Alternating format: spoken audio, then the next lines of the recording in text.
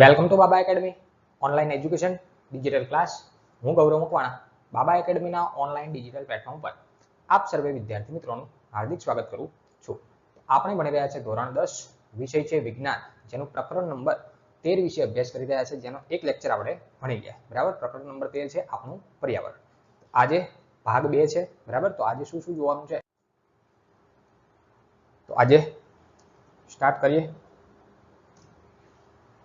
પ્રવૃત્તિ 13.2 પહોંચ્યા હતા. બરાબર, લાસ્ટ 13.1 માછલી ઘર કેવી રીતે બનાવવાનું હતું, બરાબર, એ બધી વિશે આપણે માહિતી મેળવી હતી. બરાબર, તો હવે અહીંયા પ્રવૃત્તિ જે છે 13.2 ત્યાંથી શરૂઆત થાય છે. તો શરૂઆત કરીએ. 13.2 પ્રવૃત્તિ 13.2 માં શું આપ્યું કે માછલી ઘર બનાવતી વખતે શું તમે એ વાતનું ધ્યાન રાખ્યું છે કે એકબીજા ભક્ષણ કરતા હોય તેવા જળચર પ્રાણીઓને સાથે ન રાખીએ. બરાબર, પ્રવૃત્તિ 13.1 આપણે ભણી ગયા.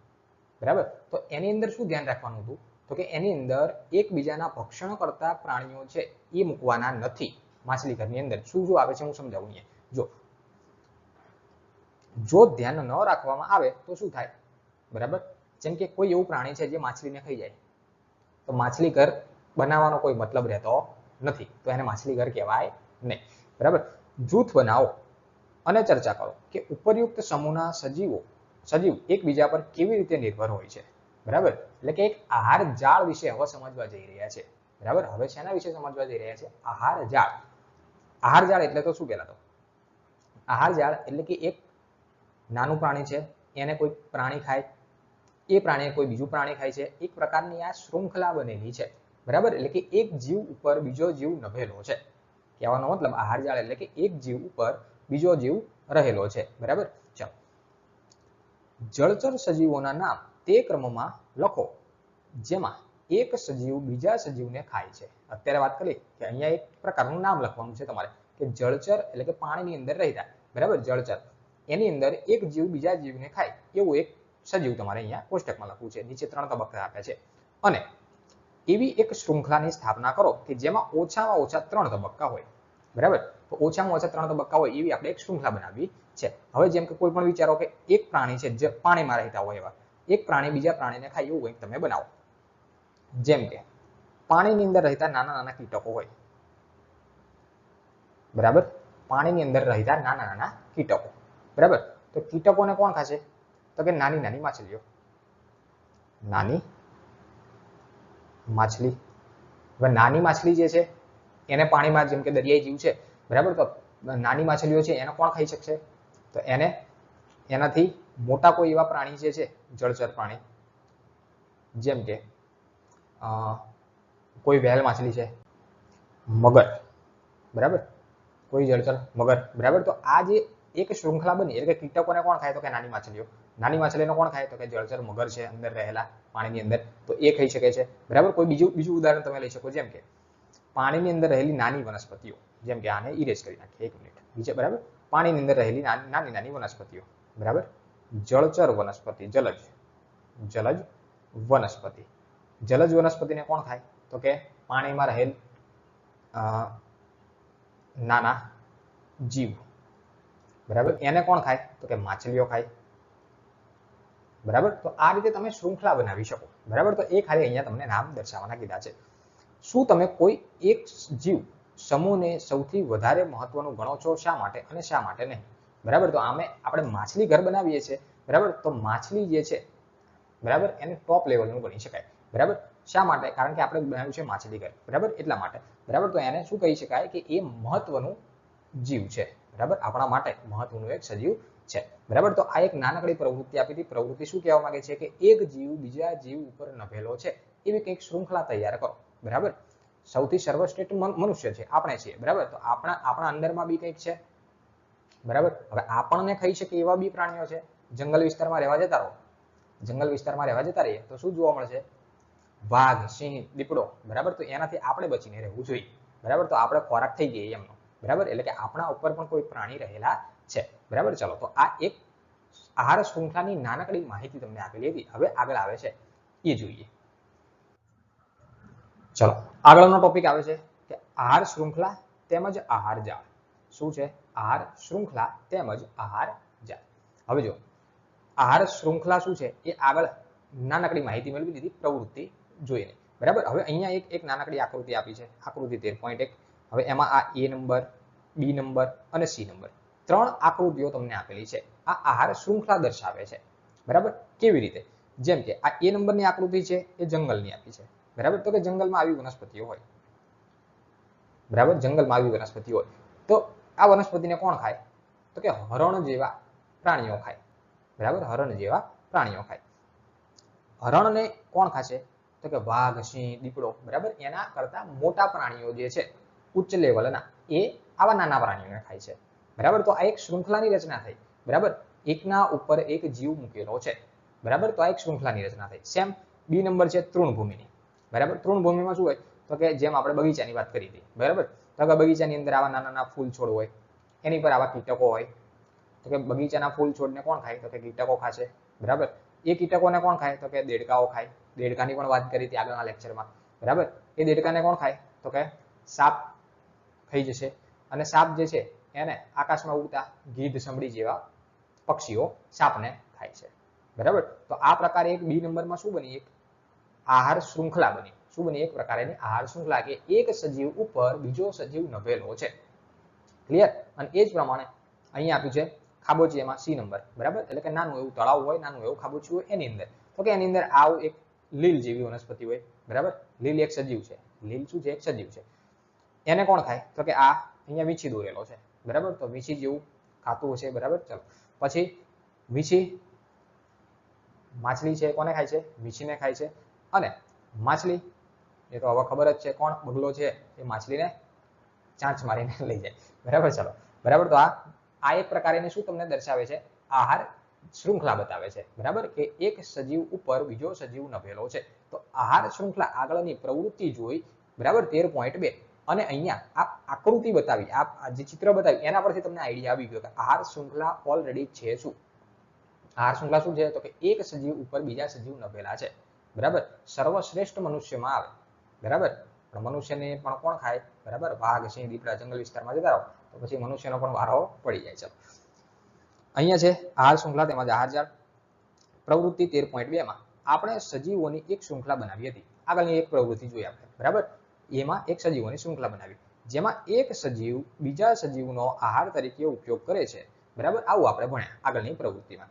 જો પ્રવૃત્તિ યાદ રાખવાની નથી, એ સમજૂતી તમને આપી છે. પ્રવૃત્તિ 13.1 ભણ્યા છે. શું ભણ્યા? તો કે માછલી ઘર. માછલી ઘર તમારે સમજવા પૂરતું મગજમાં એક આઈડિયા આવવો જોઈએ કે માછલી ઘર છે, એની અંદર ઓક્સિજન પંપ મૂક્યો છે, આ મૂક્યું છે, તે મૂક્યું છે. એક પ્રકારનું નિવસન તંત્ર બનાવ્યું. આ તમને સમજૂતી આપી. પ્રવૃત્તિ 13.2 પણ એક પ્રકારની સમજૂતી છે. વિવિધ જૈવ સ્તરો પર ભાગ લેનારા સજીવોની આ શૃંખલા આહાર શૃંખલાનું નિર્માણ કરે છે.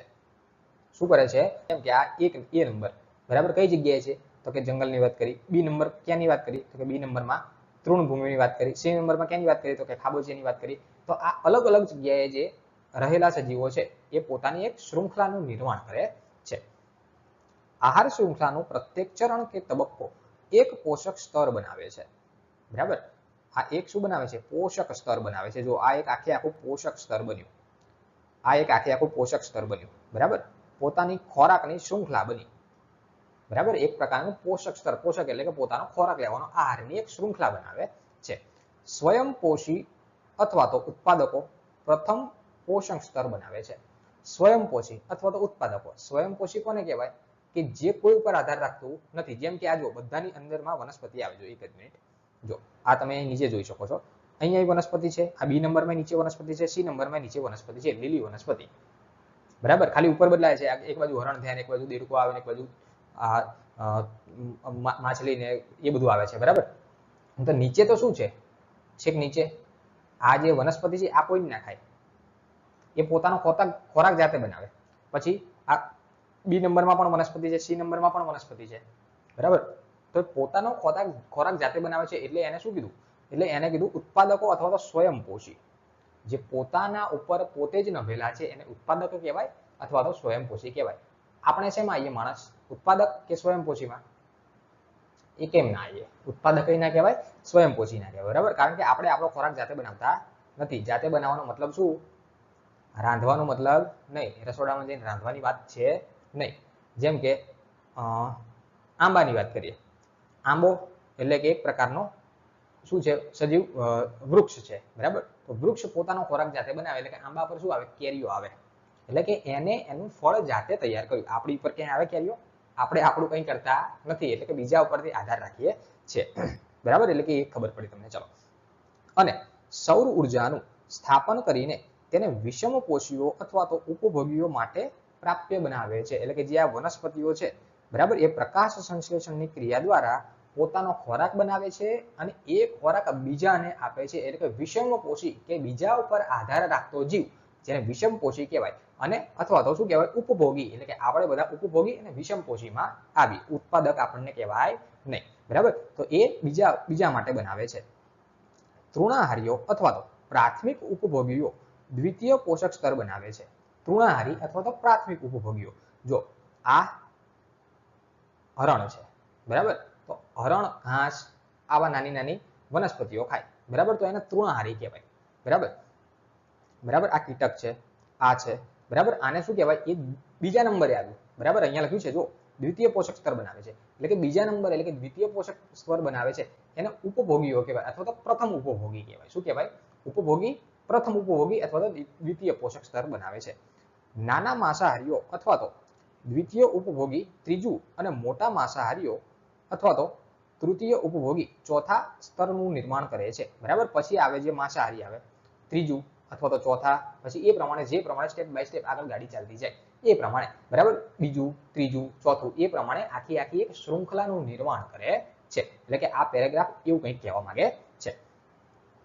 આપણે જાણીએ છીએ કે ખોરાક આપણે ખાઈએ છીએ તે આપણા માટે ઉર્જાના સ્ત્રોતનું કાર્ય કરે છે. આપણે ખોરાક ખાઈએ શું કરવા ખાઈએ? તો કે આપણા માટે શું થાય, શરીરમાં તંદુરસ્તી, ઉર્જા મળી રહે અને વિવિધ કાર્યો માટે ઉર્જા આપે છે.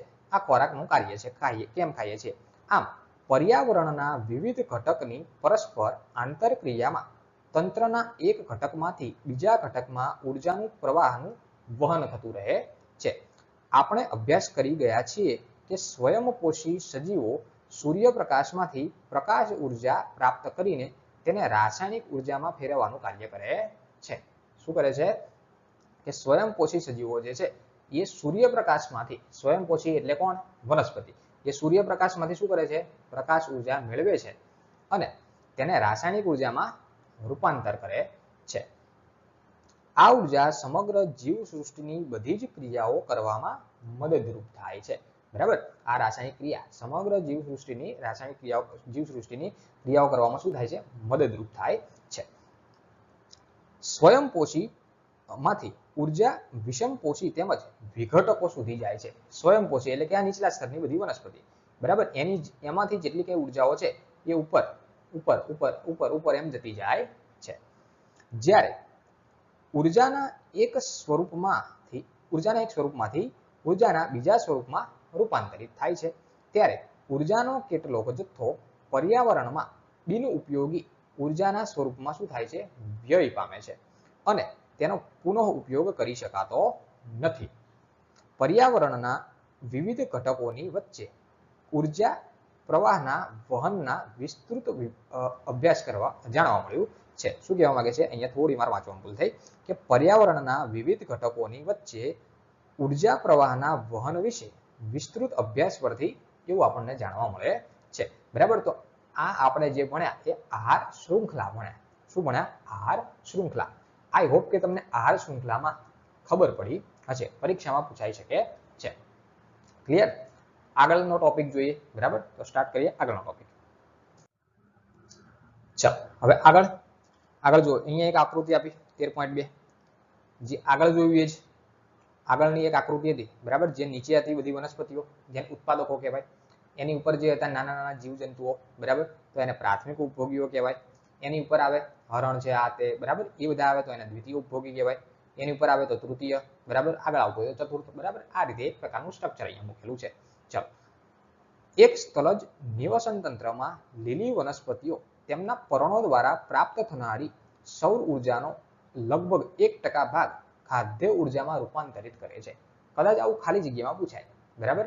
પૂછાઈ શકે, બરાબર. એવું કહી શકે, પૂછાઈ શકે કે જે લીલી વનસ્પતિઓ છે બરાબર, તેમના પરમાણુ દ્વારા જે પ્રાપ્ત થનારી સૌર ઉર્જા છે એનો ખાલી જગ્યા ટકા ભાગ ખાદ્ય ઉર્જામાં વપરાશ કરે છે. તો કે કેટલા ટકા? 1% ભાગ. અમુક વસ્તુ હું લખાવું એને અંડરલાઈન તમારે જાતે કરતું જવાનું.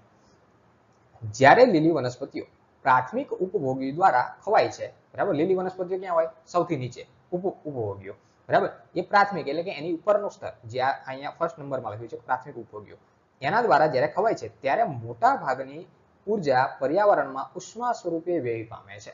મોટા ભાગની જેટલી ઉષ્મા છે, બરાબર, ઉર્જા, એ ઉષ્મા સ્વરૂપે શું થાય છે? વ્યય પામે છે. જ્યારે કેટલીક માત્રાનો ઉપયોગ પાચન અને વિવિધ કાર્યમાં થતા બાકીના ઉર્જાનો ઉપયોગ વૃદ્ધિ તેમજ પ્રજનનમાં થાય છે. બરાબર, બાકીની જે ઉર્જા વધે છે એ વૃદ્ધિ કરવામાં અને પ્રજનન કરવામાં, એટલે કે એક કરતા એના જેવો બીજો સજીવ બનાવવામાં મદદરૂપ થાય છે. ખાધેલા ખોરાકની માત્રાના લગભગ 10% જ સજીવ શરીરમાં સંગ્રહ પામે છે. કેટલા ટકા સજીવ? 10% જ સજીવ શરીરમાં શું થાય છે? સંગ્રહ પામે છે, જે ખાધેલી ઉર્જા છે, જે તેની આગળના પોષક સ્તરના ઉપભોગીઓ માટે પ્રાપ્ય બને છે. બરાબર, જે ખોરાક લીધો છે એની 10% ઉર્જા જે છે એ કોના માટે? દ્વિતીય સ્તર માટે, એના માટે રહેલી હોય છે. બરાબર, ચલો, આમ આપણે કહી શકીએ છીએ કે પ્રત્યેક સ્તર પર પ્રાપ્ય કાર્બનિક પદાર્થની માત્રાની આશરે 10% જ ઉપભોગીના આગળના સ્તર સુધી પહોંચાડે છે. એટલે કે આપણે એવું કહી શકીએ કે આમાંથી જે કંઈ ખોરાક આને 100% મેળવ્યો છે, બરાબર, એમાંથી 10% આને મળશે. પછી આનો જે ટોટલી 100%નો જે ખોરાક આને મેળવ્યો છે એના 10% આને મળશે. બરાબર, એવું કંઈક કહેવા માંગે છે. ઉપભોગીઓના આગળના સ્તર માટે ઉર્જાની ખૂબ જ ઓછી માત્રા હોવાથી આહાર શૃંખલા સામાન્યતઃ 3 અથવા તો 4 ચરણની હોય. બરાબર, આહાર શૃંખલા 3 ચરણની હોય કાં તો 4 ચરણની હોય, જે અહીંયા આપણને દેખાય છે. આ કેટલા ચરણમાં દેખાય છે? પ્રથમ, દ્વિતીય, તૃતીય. બરાબર, નીચે આવે ઉપભોગીઓ. બરાબર, આ તમને 3 કે 4 ચરણમાં જોવા મળે છે. પ્રત્યેક ચરણ પર ઉર્જાનો વ્યય એટલો બધો થાય છે કે ચોથા પોષક સ્તર પછીના સજીવો માટે ઉપભોગી ઉર્જાનો માત્રા ખૂબ જ ઓછી રહી જાય છે. નીચેથી ખવાતું આવે એટલે કે ઉપર સુધી ઓછું થઈ જાય છે. સામાન્ય રીતે નીચેના પોષક સ્તરમાં સજીવોની સંખ્યા વધારે હોય છે. નીચેનું જે પોષક સ્તર છે ઉત્પાદકો અને પ્રાથમિક, એની અંદર સજીવોની સંખ્યા કેવી હોય છે? વધારે જોવા મળે છે. એટલે કે ઉત્પાદકોના સ્તરમાં આ સંખ્યા સૌથી વધારે જોવા મળે છે. જે ઉત્પાદકો છે ત્યાં સજીવોની સંખ્યા કેવી જોવા મળે છે? સૌથી વધારે જોવા મળે છે. અને તૃતીયમાં સૌથી ઓછી. બરાબર, ચતુર્થ, તૃતીયમાં કેવી જોવા મળે છે? ઓછી જોવા મળે છે. વિવિધ આહાર શૃંખલાઓની લંબાઈ તેમજ જટિલતામાં ખૂબ જ ભિન્નતા જોવા મળે છે. સામાન્ય રીતે પ્રત્યેક સજીવ 2 અથવા તો વધારે પ્રકારના સજીવો દ્વારા આહાર તરીકે ઉપયોગી બને છે અને આ સજીવો પણ ઘણા અન્ય સજીવોનો આહાર બને છે. આમ એક સીધી આહાર શૃંખલાને સ્થાને સજીવોની વચ્ચે આહાર સંબંધો શાખાયુક્ત શૃંખલાઓની એક જાળીરૂપ રચના બનાવે છે, જેને આહાર જાળ કહે છે. બરાબર, એટલે કે કહેવા એવું માંગે છે કે જે આ ઉત્પાદકો જે છે, બરાબર, એને ખાવાવાળો વર્ગ એક જ નથી હોતો. જેમ કે હરણ છે તો ખાલી હરણ જ ના ખાય એને, બરાબર, તો એને ઘેટા, બકરા, બીજા બધા આજુબાજુના પ્રાણીઓ એ બધું એને ખાતું હોય છે. બરાબર, એટલે કે એમાંથી ઉત્પાદકો જે છે એને ખાવાવાળી ઘણી બધી વસ્તુઓ છે. બરાબર, પછી જે પ્રાણી જે છે હરણ, ઘેટા, બકરા, બરાબર, તો એને 1 કે 2 જ પ્રાણી ખાતા હોય. બરાબર, એટલે કે જેમ ઉપર જાવ છો એમ ખોરાક લેવાની એ ઘટતું જાય છે અને નીચે જે છે એની શૃંખલા કેવી વધતી જાય છે, જેને આહાર જાળ કહે છે. શું કહે છે? આહાર જાળ કહે છે. આહાર જાળ શું છે? હવે આગળનો ટોપિક આવે છે એ જોવાનો છે. ચલો, હવે આગળ આવે છે આહાર જાળ. બરાબર, જો આહાર જાળ શું છે અહીંયા લખ્યું છે, વિવિધ આહાર શૃંખલાઓ દ્વારા બનતી આહાર જાળ. આહાર શૃંખલામાં ખબર પડી, આગળ કરાવીએ. બરાબર, હવે છે આહાર જાળ. બરાબર, હવે આહાર જાળ શું છે? તો જો અહીંયા એક ઉદાહરણ જોઈએ. જેમ કે અહીંયા આ એક વનસ્પતિ છે. બરાબર, અહીંયા કઈ નામ નથી લખ્યું એટલે વનસ્પતિ છે એવું સમજી લો. ચલો, જે છે, બરાબર. હવે આ વનસ્પતિને કોણ ખાય? તો કે જો અહીંથી આ એરો માર્યો, અહીંથી લઈ અને આ મોર દોર્યો છે તો મોર એને ખાય છે. બરાબર, પછી બીજો એરો માર્યો અહીંથી, અહીંયા આ ઉંદર છે. બરાબર, ઉંદર જ છે ને, ચલો, એને ખાય. આ ત્રીજો એરો માર્યો આ સસલાને, તો સસલાને ખાય, સસલું એને ખાય, બરાબર, સસલાને ના ખાય. પછી ચોથો માર્યો, આ ઘોડો છે શું છે, બરાબર, એ જે છે એને ખાય છે. પછી છે આ પ્રાણી, બરાબર. તો એક વનસ્પતિ છે એને ઘણા બધા ખાઈ શકે છે, બરાબર. પછી તો એ શું થયું, ઉત્પાદક, નીચેની એકદમ નીચેની સ્તરની ઉત્પાદક, સ્વયંપોષી અથવા તો ઉત્પાદક, એની ઉપર આવી ગયા, બરાબર. જેમ કે શું આવી ગયા, તો કે આ સ્ટ્રક્ચર આવી ગયું ઉપરનું પ્રાણીઓ વાળું. પછી એને ખાનારા ઓછા હોય, એને ખાનારા કેવા હોય, ઓછા હોય. જેમ કે આ ઘોડો કે ગધાડો, બરાબર, જે છે, બરાબર. ચલો, તો એને ખાવાવાળું આ એક જ છે સિંહ, બરાબર. એનો લીટો બીજો ક્યાંય જતો નથી, બરાબર. એટલે કહેવાનો મતલબ કે નીચેની જે સ્તર છે, બરાબર, એને ખાવાવાળો વર્ગ વધારે છે. ઉપરના સ્તરે જેમ જેમ આગળ જાવ છો પછી જેમ કે અહીંયા આ જે સિંહ છે, સિંહ કે વાઘ, બરાબર, એને ખાવાવાળું દેખાય કોઈ, આની ઉપર ક્યાંય એરો જાય છે, આમ ક્યાંય જતો નથી, બરાબર. એટલે કે કહેવાનો મતલબ કે આ એક પ્રકારની શું બનાવે છે, આહાર જાળ બનાવે છે. હવે વાંચી લઈએ એટલે તમને વધારે આઈડિયા આવી જાય.